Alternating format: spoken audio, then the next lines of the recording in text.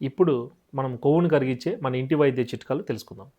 మొట్టమొదటిగా చూసుకుంటే గనక నిమ్మరసం, తేనె, గోరువెచ్చని నీరు ఈ మూడిటిని కలిపి తీసుకోవడం ద్వారా ఈ యొక్క కొవ్వు శాతం అనేది కరుగుతుంది. ఏ విధంగా అంటే ఇందులో నిమ్మరసంలో ఉన్నటువంటి సి విటమిన్ వల్ల అలానే యాంటీ ఆక్సిడెంట్స్ అధికంగా ఉంటాయి.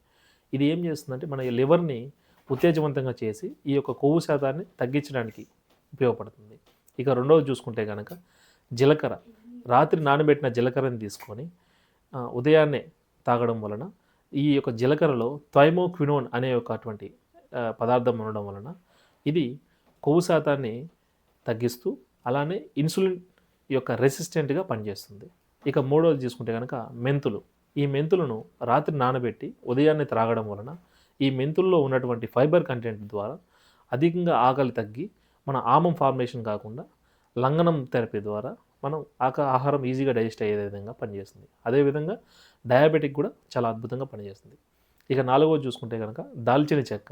ఈ దాల్చిన చెక్క అనేది రాత్రిపూట నానబెట్టి లేదా గోరువెచ్చని నీళ్ళలో బాగా కషాయం మరిగా కాంచుకొని కానీ తీసుకుంటే కనుక ఇది ఏం చేస్తుందంటే కొవ్వులను విచ్ఛిన్నం చేసి ఈ యొక్క ఫ్యాట్ అక్యుములేషన్ కాకుండా యూజ్ అవుతుంది. ఇటువంటి అద్భుతమైన విషయాలు తెలుసుకోవడానికి వీడియో చూసిన ప్రతి ఒక్కరు లైక్ చేయండి, షేర్ చేయండి, సబ్స్క్రైబ్ చేయండి. Thank you.